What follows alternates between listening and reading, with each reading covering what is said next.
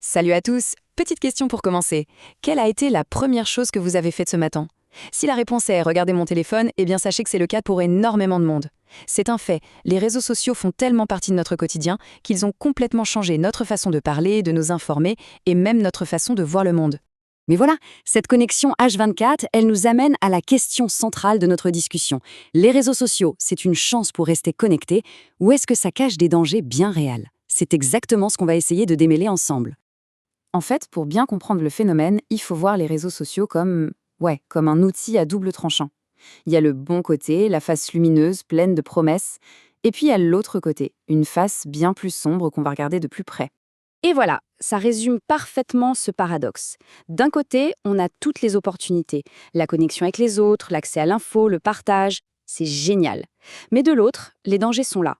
La dépendance, le harcèlement, la désinformation. C'est fou de se dire que les mêmes plateformes qui nous rapprochent peuvent aussi, parfois, nous faire beaucoup de mal.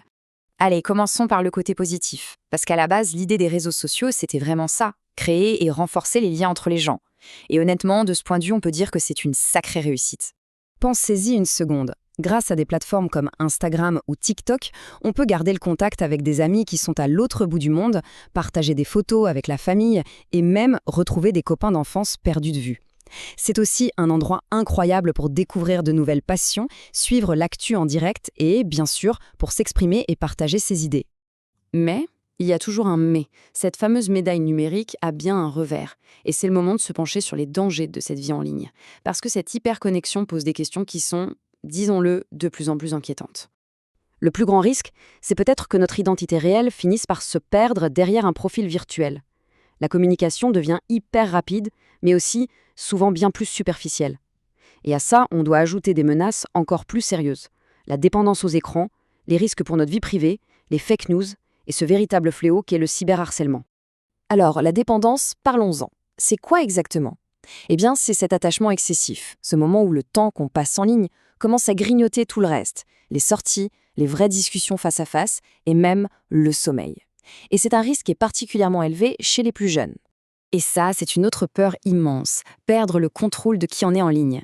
Avec le vol de données ou l'usurpation d'identité, on peut vite devenir une sorte de marionnette numérique, totalement invisible derrière un profil qu'on ne maîtrise plus du tout. Et là, les conséquences peuvent être absolument dévastatrices, que ce soit dans la vie perso ou pro. On en arrive à un autre danger majeur, le cyberharcèlement. La définition, elle est simple, elle est directe et elle fait froid dans le dos. C'est de la violence numérique. Juste deux mots, mais qui cachent un phénomène terrible, capable de se répandre à la vitesse d'un clic. Concrètement, cette violence, elle peut prendre plein de formes. Ça peut être des insultes en continu, des moqueries, des menaces, ou pire encore, la diffusion de photos ou de vidéos intimes sans aucun consentement. Il faut être très clair là-dessus, ce sont des actes qui ont un impact terrible sur la santé mentale des victimes. Mais alors, pourquoi est-ce que cette violence explose en ligne? Souvent, c'est l'impression d'être anonyme, bien caché derrière son écran qui agit comme un déclencheur. Ça fait tomber les barrières, ça lève les freins. Cette distance physique crée un faux sentiment d'impunité et ça rend les agressions beaucoup plus faciles que dans la vraie vie. Bon, alors, face à tout ça, on fait quoi? On jette nos téléphones? Non, bien sûr.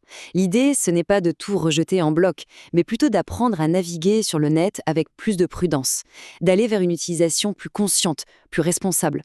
Le mot d'ordre finalement, c'est celui-là, être conscient et rester vigilant. C'est vraiment la clé pour pouvoir profiter de tout ce que le numérique a à offrir, tout en se protégeant de ses côtés les plus sombres.